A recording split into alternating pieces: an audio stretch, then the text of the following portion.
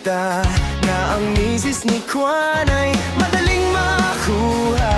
Bago maniwala, mag-isip-isip ka muna. Marami ang namamatay sa maling akala. Nung ako'y musmus pa lamang ay takot sa multo. Nung ako'y naging binata sa airpot ng syota ko. Ngayon ay may asawa, mayroon ng pamilya. Wala namang multo, ngunit takot sa asawa ko.